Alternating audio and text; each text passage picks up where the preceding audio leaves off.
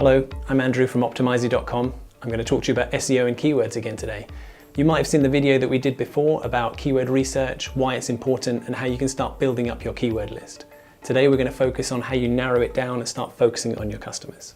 Now you've got your massive keyword list, now it's time to start trimming it down and focusing in on those terms that you really want to pursue. The easiest thing to do first is a nonsense check. You've got this huge list, have a look through there.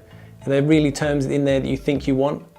A good example is I used to work at Lord's Cricket Ground. Cricket, if you've never heard of it, if you're maybe one of our American friends, it's a bit like baseball. But it's a big sports stadium, lots of terms that people would search around on the web were looking for cricket. Some of them were searching for the cricket insects to feed to their pet snakes or their other pets and reptiles, things like that. We don't want those people. And there's a whole nother story about people that were searching for terms related to the Ashes. For cricket fans, that's a big contest between England and Australia. For people that want to cremate their loved one from their family, whole different thing. So start with a nonsense check. Go through that list, take out all the cruft and the ones you don't really want.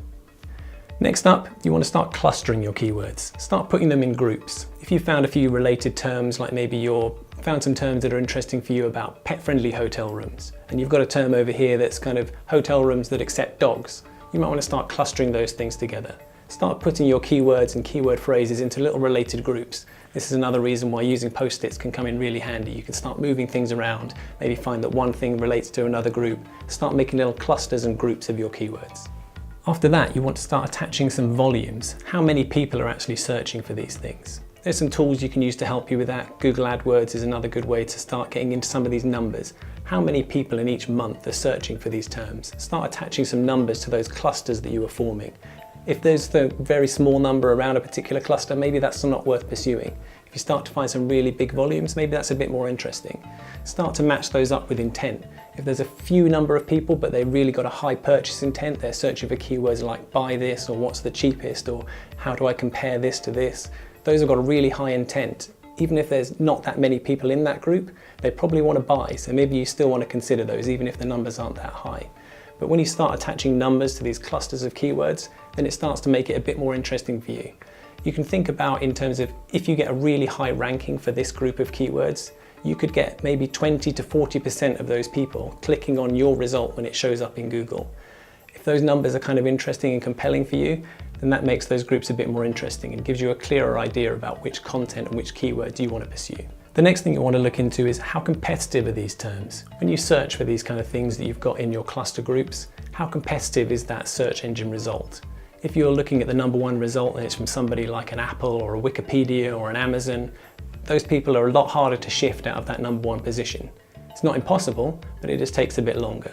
If on the other hand it's maybe one of your competitor websites, maybe a smaller business, you can really start to focus in on those and compete against those companies much more easily.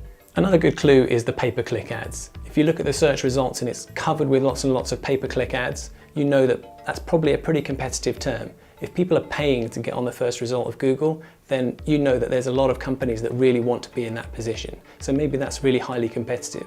Again, don't let that rule it out. It doesn't mean it's not worth pursuing. It just means it's going to be harder to get there. If you're thinking that sounds like a lot of work, you're right, it is. That's why people pay people like me to do SEO for them. But there are tools that you can use that will take a lot of the grunt work out of it for you, a lot of the legwork and the running around that you have to do to find all those things. One of my favorites is called SEMrush.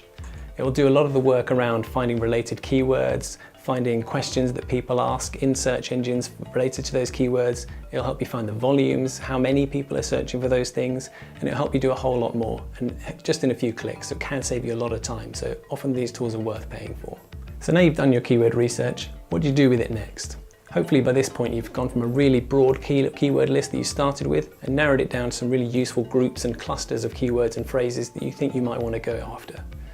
Start matching that up to your content. Maybe you've got some content that speaks really well to this group of keywords and phrases that are over here.